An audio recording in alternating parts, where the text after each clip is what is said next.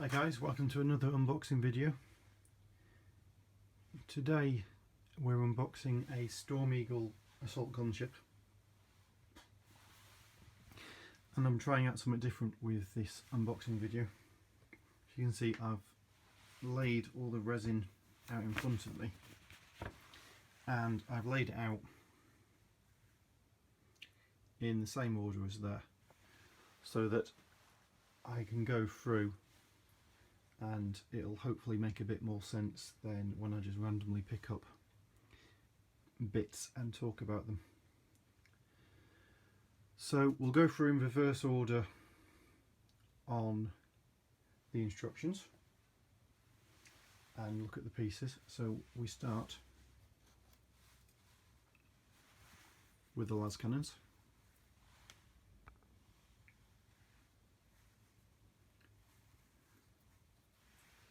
Which, let's face it, are las cannons. It doesn't really matter if they're resin or plastic, they all look pretty much the same. Then we have our jet covers, so we've got two of these, one right, one left. Quite like the detailing in the little mechanicum skull on these. I've already washed these, if you notice a bit of water on them as we go. Given them the first scrub of resin, and some of them definitely need more. The next thing is the screen sensor, which is a very small piece. Has already fallen off the sprue, and I'm hoping it's in the bottom of the bag.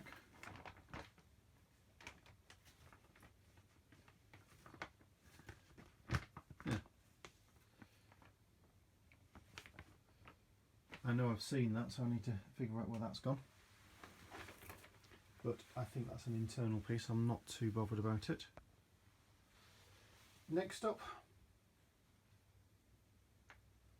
we have our vent grills.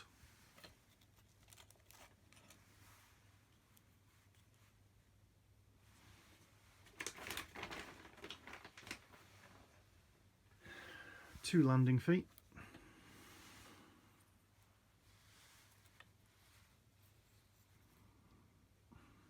Again, forge welded butt. Aquillas on these, and as I'm doing heresy, I'm not a massive fan of having the Aquillas on. The rear door, it has to be said, I've already straightened this, which probably gives you some idea how bent it was to begin with. I'm gonna be honest guys, from everything I've read, also you've got like random bit of flash, I'm not even sure how that ends up there. From everything I've read online, I'm not massively looking forward to putting this together. Everything I've read has said it is an absolute nightmare. I'm ever hopeful that people are wrong or over exaggerating, but I don't think they are. So our missile pods fit on the top.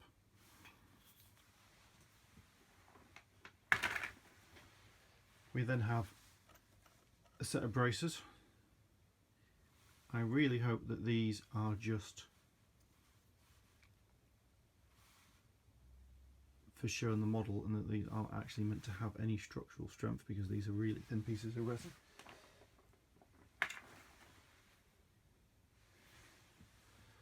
The right and left aileron. So these pieces, as far as I can tell, these sort of slightly thicker resin are straight, but I won't really know until I put it on the kit. This is obviously a resin and plastic kit. I'll show you the plastic bits in a bit.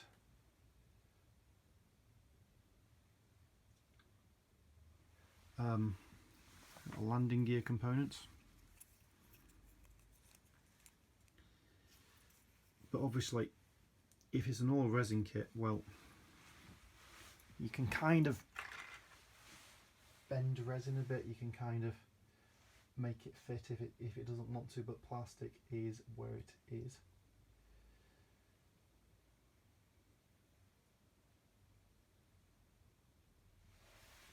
So, which does worry me slightly trying to fit the two together. I'm also, I'll show you in the rules, there is, sorry, in the instructions, there is a point where it basically says, right, now you have to cut a big hole in your plastic to make it fit to the resin. That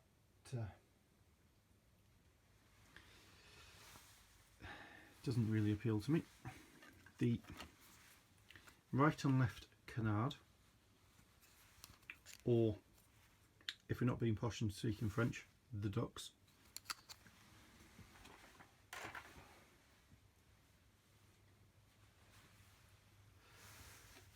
the bulkhead. Now on a lot of models, especially the forged wood ones, because I don't paint the insides, I make gaming pieces. I don't want doors that come down, especially not resin doors, they're too fragile.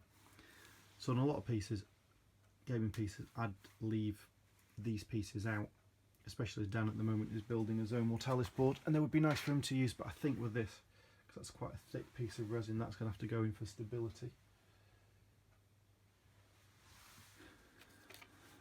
The tail. Incidentally, I'd be interested to know what you think of an unboxing video like this where I've got it all laid out, if you think it makes any difference. The lower fuselage. This again, I've straightened this. This was absolutely bent to hell. And I don't know if you can see. So you'll see here is slightly more rounded than the others. That's because in there was an absolutely massive blob of resin and I had to drill it out to have any hope of this ever staying on the stand. So I've managed to drill it out so it is flat and it fits on a flying stand, and this piece will support itself on a flying stand. So I'm hopeful that it will eventually work. And you can also, if I get in the right light, you can see all the release agent that's still on here despite me having scrubbed this as hard as I dare in one go with a toothbrush and warm, incredibly soapy water. I absolutely ruined my hands last night doing that.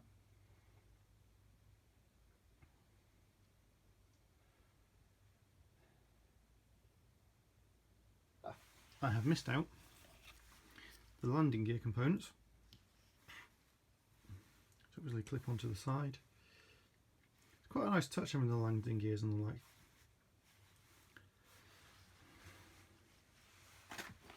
I suspect it further increases the difficulty of the build, but we shall see. Again, the opposite wing. Can't quite figure out whether this is left or right and the other one was left or right, but they're both identical. Yeah, bit of a bend going on there. That's going to have to be straightened.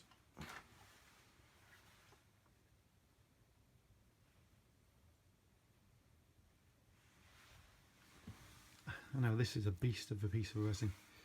The rear upper fuselage. It worries me that this lists this as being the upper fuselage because this is a really heavy piece of resin and everything else seems really flimsy. If this had been on the base, I'd have been relatively happy for it to hold the rest of it, but we shall see. Again, still absolutely covered in release agent despite having a good soak, so this now needs to be scrubbed again before I build it.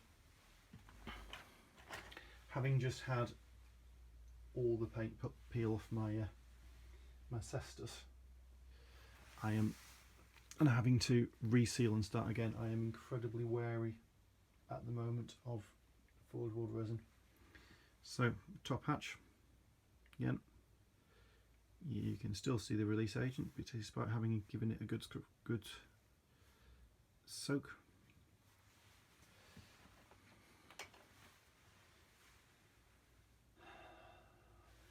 Then we move on to, so only two things left, our engines and our fuselages. Fuselages or fuselage, not entirely sure. Anyway, you get the idea. So again, I've already straightened this.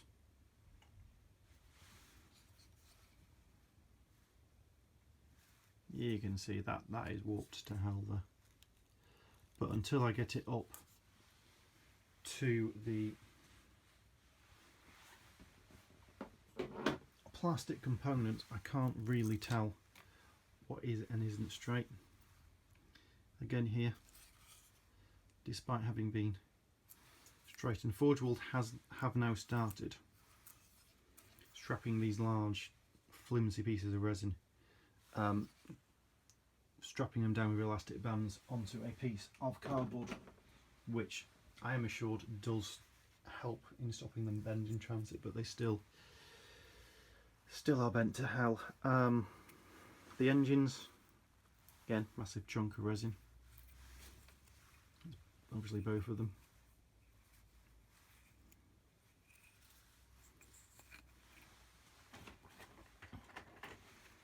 So as you can see from that, despite having had a decent wash, that's all going to have to go back in to be washed again. So looking at the instructions, actually before we do that, I will just hold up to the camera. That is, as far as I can tell, an entire storm raven that you get with it. Not sure what I'll have left over, but I'm wondering if I can do something in terms of scenery or the like with the bits. So, instructions. So as you can see, the first stage is basically you strap the massive pieces of resin to the really thin, bendy pieces of resin.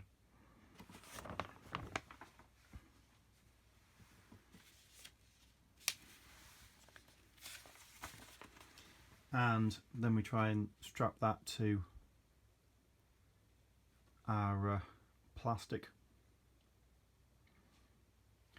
Yes, it's this, let's just zoom in on that. There we go. Some trimming of plastic components required for perfect fit to resin hull. Now, it might just be me, but wouldn't you have done that the other way round? Wouldn't you have made the resin so that it fit the plastic hull rather than trimming the plastic to the resin?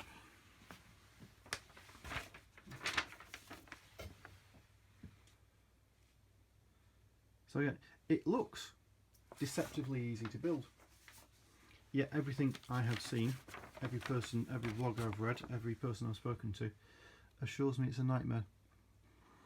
So we shall see what I'm going to do with this kit. I will just leave that there so you've got something to look at whilst I'm talking to you. What I'm intending to do with this kit, because as I say, everybody says it is a nightmare to build, is I'm going to build it gradually. So I'll clean down all the resin again, and then it'll just be a case of, whilst I'm waiting for something to dry, if I'm a bit bored, I'll do a stage. I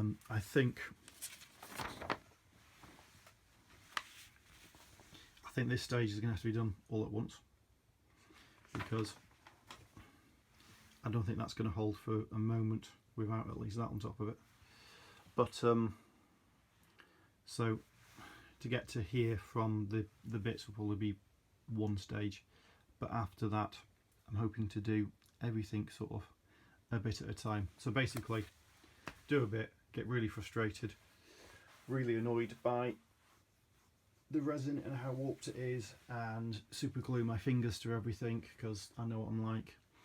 Then stick it to one side, leave it for a day or so, which has the advantage of it lets the super glue completely set, and then go back to it. And I'm hoping that way over the course of a couple of weeks I'll get it built without me having a absolute mental breakdown or shouting massively at the wife. So what I'm going to do, I'll do some form of blog stroke video of me painting it. I'm not entirely sure what yet. And so if you keep an eye out on the blog and on the YouTube channel, at some point you'll hopefully see this finished, and I'll be able to give you a review of just what it was like to build. So that's it from me from now. Like I said, I'd be interested to know if me having laid the parts out as they are make it any easier for you. I certainly felt like it made it a easier video for me to record. And as ever, if you like us, be sure to press the like button down below and subscribe. Thank you very much.